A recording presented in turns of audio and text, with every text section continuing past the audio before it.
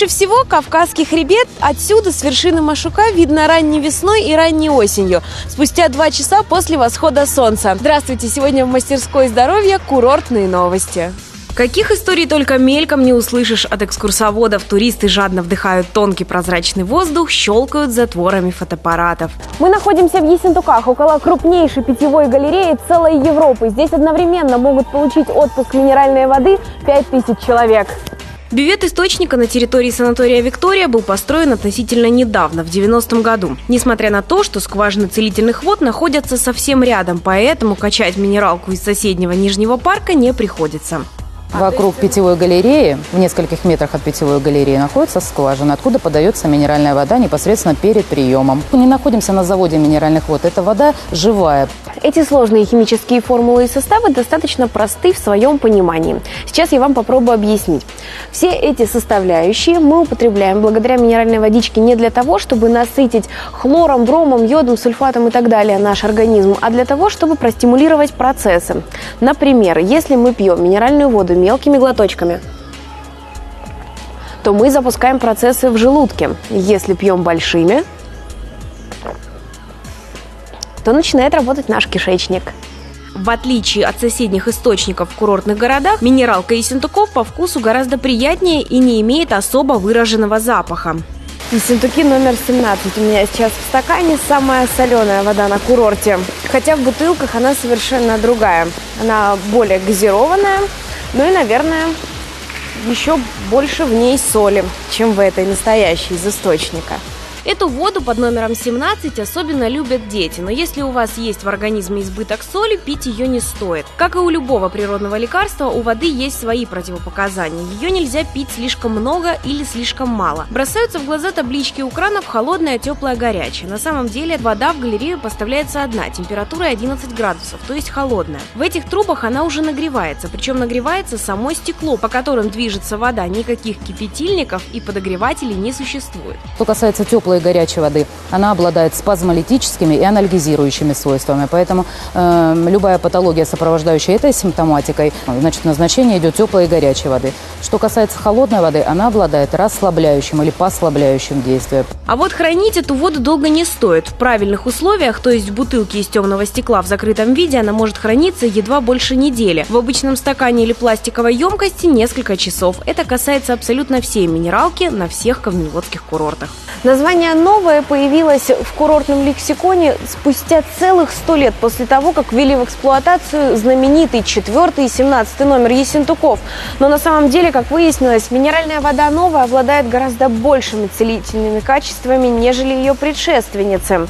Так она лечит не только заболевания желудочно-кишечного тракта, но и сердечно-сосудистой системы, в том числе и повышенное артериальное давление. По правилам потребления минеральной воды дается 7-8 минут на осушение своего нарзанного стаканчика. При этом нельзя сидеть. Нужно медленно прогуливаться по зимнему саду и слушать приятную музыку. Эстетический момент в санаторном лечении практически приоритетный.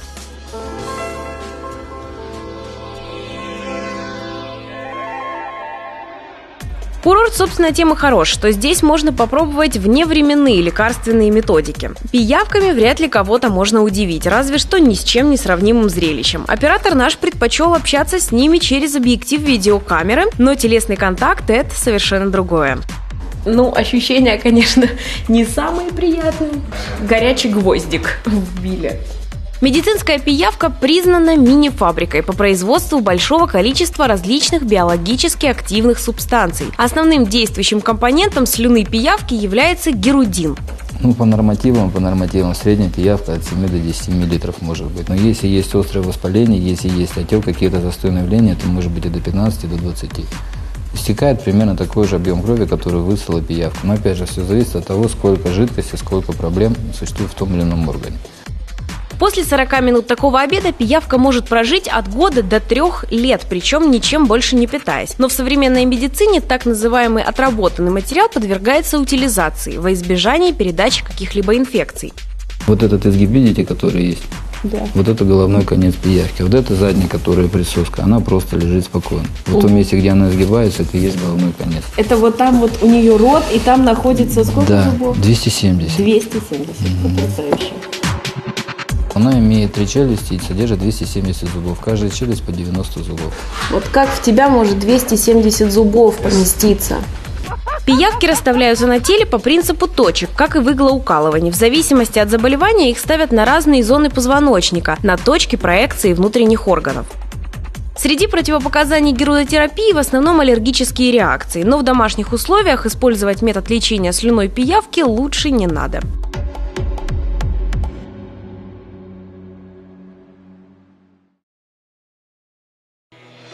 Как воздух курортный? Прекрасно. Погода немножко такая вот холодная была, сейчас вроде уже наладился. Просто там очень красиво. И горы, мне кажется, Эльбрус там видно вот с той стороны. Очаровательный город. Свежий воздух. Такое ощущение, что весна уже наступила. Давным-давно.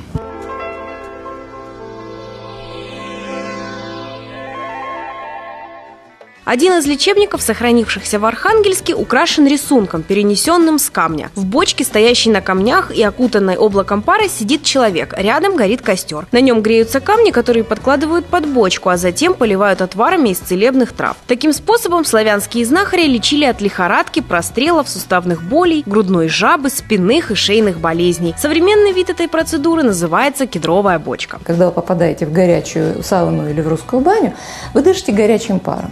А здесь вы дышите окружающим воздухом, поэтому людям с давлением или с какими-то сердечными патологиями такая бочка может быть показана. Считается, что сочетание пара, насыщенного лекарственными травами, который подается в кедровую бочку, благотворно действует на человека. От этого горячего пара расширяются кровеносные сосуды, кровь приливает к коже, мышцам, суставам и внутренним органам. Вместе с потом из вас выходят шлаки, токсины и лишняя жидкость. При этом нормализуется обмен веществ и считается, что иногда омолаживается кожа. Жаль, вы не чувствуете, правда, пахнет кедром. Пахнет. А еще, чем хороша кедровая бочка? В отличие от сауны, здесь голова всегда остается холодной.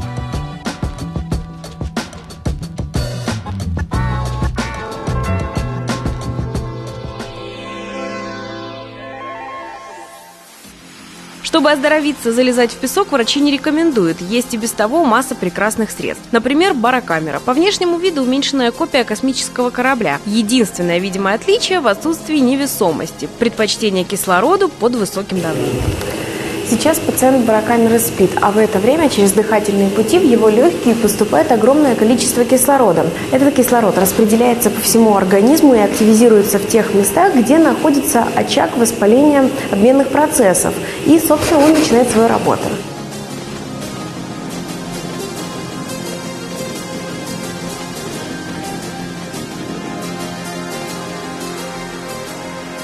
Ну что я вам могу сказать? Ощущения абсолютно нормальные. Если вы не страдаете боязнью закрытых и замкнутых пространств, тогда вам запросто можно укладываться вот в такую замечательную камеру.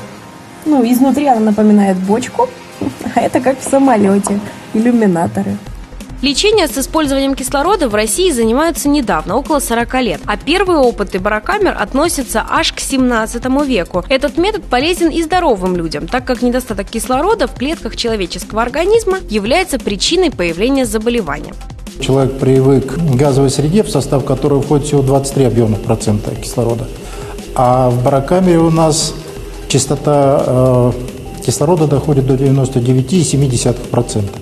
Чаще всего барокамеру рекомендуют не как профилактику, а как лечение. Запускаются такие процессы, которые, казалось бы, уже безвозвратно утеряны организмом. Обогащенная кислородом кровь уже после первой процедуры заставляет ваше сердце биться гораздо энергичнее.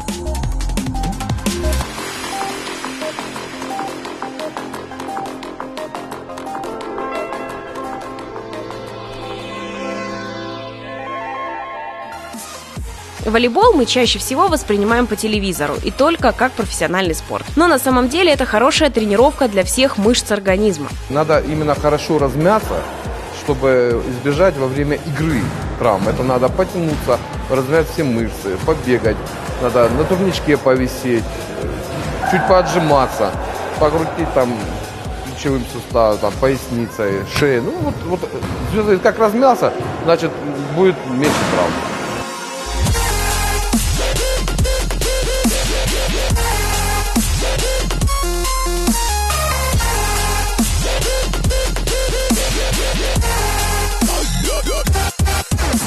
Надо прыгать, надо бегать и работать мышцами рук и плеча. И если вам лень бежать кроссы или ходить в тренажерный зал, самая хорошая альтернатива именно эта игра. Неважно, профессионально вы занимаетесь волейболом или нет, главное, что во время игры у вас работают все мышцы. Отличная профилактика болезней позвоночника, плоскостопия и лишнего веса. К тому же это, пожалуй, один из немногих видов спорта, когда можно поднять себе настроение. В скамейке запасных мне сидеть нравится гораздо больше, чем играть.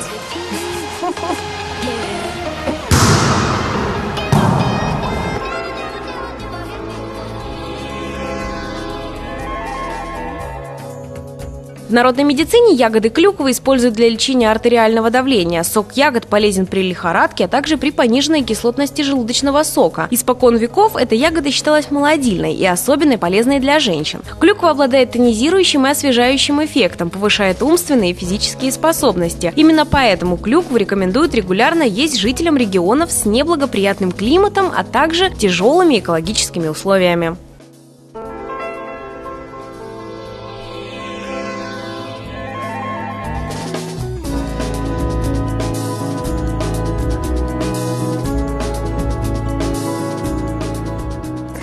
Совсем скоро Остапа Бендера оставят в одиночестве продавать свои билетики, и курортники отправятся на ужин. Как раз самое время. Вы смотрели программу «Мастерская здоровья». Сегодня о самом важном рассказывала вам я, Валерия Подаева. Увидели вы все благодаря Сергею Зинченко. Берегите себя. Пока.